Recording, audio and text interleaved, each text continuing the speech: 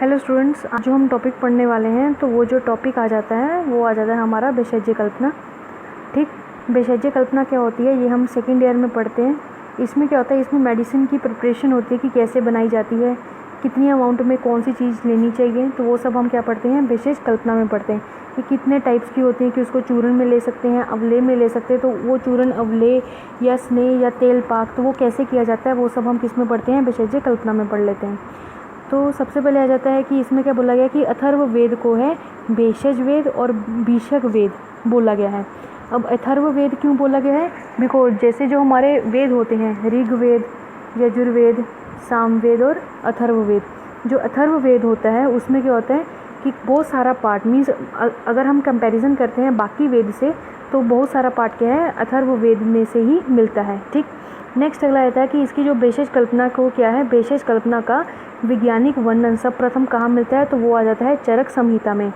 चरक संहिता में क्या है भेषज का सर्व जो वैज्ञानिक वर्णन है और जो व्यवस्थित वर्णन है तो वो उसका कहाँ मिलता है, चरक संहिता में। नेक्स्ट अगला आता है कि ये भी पूछ लेते हैं कि आधारभूत ग्रंथ कौन सा है, तो ये जो भेषज जो है वो आधारभूत ग्रंथ है तो ये किसने माना है, षडांगधर संहिता में षडांगधर ने माना है। ठीक, नेक्स्ट हमारे पास आ जाती है कि मौलिक कल्पनाएं कौन सी होती हैं, तो जो मौलिक कल्पनाएं होती हैं उसको हम बोल देते हैं बेसिक। ठीक है ना, बेसिक कल्पनाएं। तो बेसिक में कौन से थे, स्वरस कल्क, हम बोले स्वरस कल्क शीत फांट, तो इसमें क्या है स्वरस कल्क श्रित फांट। ठीक है ना। अब संपन्न कल्पनाएं कौन सी होती हैं, संपन्न कल्पना का मतलब होता है डेरिवेट कि मीन्स किसी से बनी हो तो उसको क्या बोल देते हैं संपन्न कल्पनाएं। तो उसमें कौन कौन सी कल्पनाएं आ जाती हैं, उसमें जैसे इन्होंने बोल दिया है कि चूरन, अब कल्क है, कल को हम अगर पीसेंगे अच्छे से फिर उसको सुखाएंगे फिर पीसेंगे तो वो चूरन बन जाएगा वटी। ठीक है, उसमें कोई बाइंडिंग एजेंट अगर हम डाल देंगे कल्क में तो वो क्या है, वो वटी बन जाएगा। नेक्स्ट अगला आता है अवले, क्या है क्वाथ को पुनः पकाया जाता है अवले के। ठीक है, तो आसव और अरिष्ट ये भी क्वाथ, एक तो क्वाथ से बनता है एक सिंपल बिना क्वाथ के बनता है। ठीक है, तो वो हम आगे जाके एक्सप्लेनेशन से पढ़ेंगे जब इसके अलग अलग से एक्सप्लेनेशन आएगी। तो सबसे पहले क्या आ जाती है हमारी कल्पनाएं, तो कौन कौन से आचार्यों ने कितनी कितनी कल्पनाएं बताई हैं, तो वो आ जाता है जो हमारे आचार्य चरक है तो उन्होंने कितनी बताई हैं, 5। तो 5 कौन कौन सी आ जाती हैं, दैट इज़ स्वरस कल्क श्रित शीत और फांट। ठीक है, तो इसमें क्या आता है, इसमें आ जाता है कि यथा पूर्वम बल अधिक्यम, क्या आ जाता है यथा पूर्वम बल अधिक्यम, पूर्वम है, पूर्वम मीन्स पहले, जैसे हम पहले पहले जाते रहेंगे वैसे क्या उनका बल जो है वो अधिक होगा। बल का मीनिंग क्या यहाँ पर लिया गया है, गुरु मीन्स गुरुता इसमें अधिक होगी। तो पूर्वम तो सबसे पहले कौन आया, तो वो कौन सा आ जाता है हमारा स्वरस, तो स्वरस को क्या बोला गया इन्होंने सबसे पहले आया हुआ है। नेक्स्ट अगला आता है क्षीर, उसके बाद क्षीर ऐड किया गया है, वो किया गया है सुश्रुत ने। तो सुश्रुत ने कितनी कल्पनाएं बोली हैं, तो सुश्रुत ने बताई हैं हमारी 6 कल्पनाएं। तो 6 कल्पनाएं कौन कौन सी आती हैं, तो उन्होंने बोला कि जो 6 कल्पनाएं होती हैं उसमें आ जाता है कि क्षीर को प्लस कर दो। ठीक है, बाकी क्या है स्वरस को रस बोल दिया, कल्क श्रित शीत और फांट, और उन्होंने वर्ड क्या लिया है यथो उत्तरोत्तर लघु। ठीक है ना, यथो उत्तरोत्तर, उत्तर मीन्स जो सबसे नीचे होगा वो क्या होगा, लघु होगा। तो सबसे नीचे कौन सा आ जाता है, फांट। बस सेम ही बोला है लेकिन क्या है, बस यथा पूर्व और यथा उत्तरोत्तर, उसमें पूर्व गुरु होगा और जो सबसे लास्ट में तो वो क्या होगा, लघु होगा। तो कई बार क्वेश्चन पूछ लेते हैं कि सबसे गुरु कौन सा होता है, तो स्वरस सबसे गुरु होता है और जो फांट होता है वो क्या होता है, सबसे ज़्यादा लघु होता है। ठीक है, नेक्स्ट जो है काश्यप, तो काश्यप ने क्या है, अब इसका ये भी आ जाता है कि रेफरेंस पूछ लेते हैं कि चरक ने कहाँ पर इसकी एक्सप्लेनेशन दी है या सुश्रुत ने इसको कहाँ पर एक्सप्लेनेशन की है पंचविध कषाय कल्पनाओं की। ठीक है, तो चरक ने चरक सूत्र, ठीक है ना, चरक सूत्र 2 में और 4 में भी है। ठीक है ना, मोस्टली इसका जो आंसर है वो 4 लगता है, और जो सुश्रुत है उन्होंने कहाँ दी है, सुश्रुत सूत्र 44। ठीक है ना, 44, और काश्यप ने खिल स्थान में इसका वर्णन किया है। ठीक है, तो काश्यप का जो खिल स्थान है उसमें कौन कौन से आ जाते हैं, उन्होंने बोले हैं 7। तो 7 में कौन कौन से आ जाते हैं, 7 में एक तो 5 तो हो गए वही चरक वाले। ठीक है, कौन कौन से, स्वरस कल्क श्रित शीत और फांट, और बाकी कौन से रह जाते हैं, मद। तो मद कल्पना को क्या बोल देते हैं, दैट इज़ अभिशव, और उसके बाद क्या आ जाता है चूरन। ठीक है ना, चूर्ण कल्पना। उसके बाद नेक्स्ट रहता है वाग्भट, तो वाग्भट ने क्या बोला, तो वाग्भट ने निर्यास को स्वरस कल्क निरु शीत और फांट, तो इसी तरह उन्होंने 5 कल्पनाएं बताई हैं।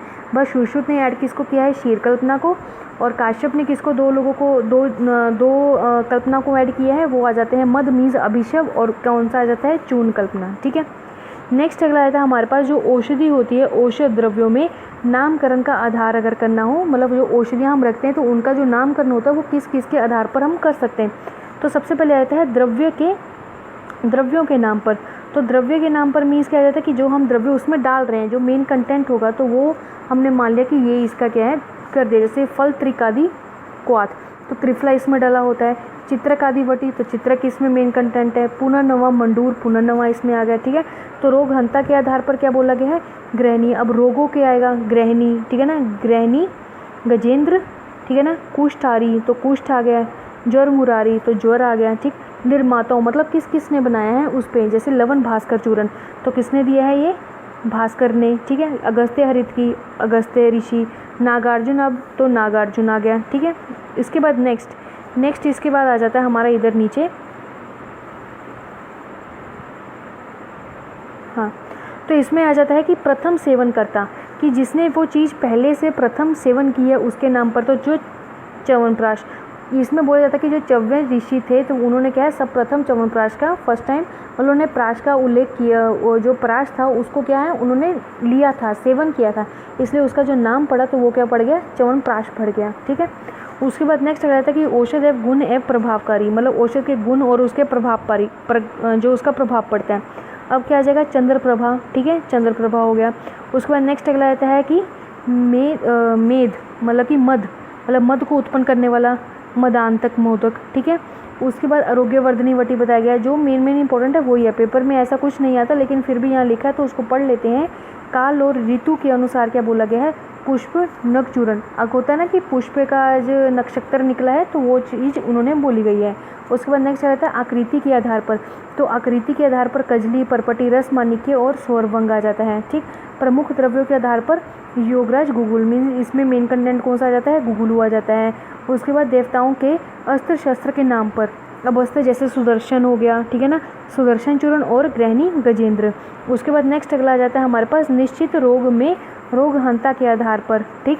तो कौन से, जैसे निश्चित समय दिया हो कि ये 8 दिन तक रहेगा, ये रोग 3 दिन तक रहेगा, वैसे क्या इसको 8 दिन तक देनी चाहिए। तो उन्होंने बोला 8 यामिक रस, मीन्स इसको 8 याम तक देना है वो वाले रस को, या 8 याम पर देना है। उसका नवचंद्री भी दे रस, ठीक है। उसके बाद आता है मात्रा के आधार पर। तो शीर, शट, पल, शट में 6 पल, ठीक है ना, शीर, छठ, पल, घृत। उसके बाद नेक्स्ट अगला आता है कि विशेष कर्मों के आधार पर, मीन्स कार्यों के आधार पर कौन सा आ जाता है, दैट इज अ क्रवायत रस, ठीक है। उसके बाद नेक्स्ट अगला आ जाता है सवीरता अवधि, ये इंपॉर्टेंट है, सवीरता अवधि। सवीरता अवधि का मतलब क्या होता है, सवीरता अवधि का मतलब होता है कि एक तरह से लाइफ स्पेन, ठीक है ना, तो कितनी देर तक उनकी सवीरता अवधि रहती है तो वो आ जाता है लाइफ स्पेन। तो सबसे पहले आ जाता है हमारा सदप्रयोग, ठीक है ना, सदप्रयोग योग। तो सदप्रयोग योग कौन सा होता है, तो उसमें आ जाता है पंचविध कषाय कल्पनाएं, मतलब वो चीज़ें जो कि है एट ए टाइम यूज़ हो सके। तो जितनी भी सारी हमारी लिक्विड चीज़ें आ जाती हैं मोस्टली याद करने के लिए, तो वो सारी किस में आ जाएगी, सदप्रयोग योग में। तो पंचविध कषाय कल्पनाएं आ गई, तंदुलोदक आ गया, मासरस आ गया, मंथ, पानक, प्रमथ्या, पेया, विलेपी, खांड, काम्बिलक, रागशांडव, वेशवार, कटावर। तो इन्होंने क्या, कटवार, ठीक है ना, दग्धी कुर्ची का, तो इन्होंने ये क्या सभी चीज़ें बताई हुई हैं।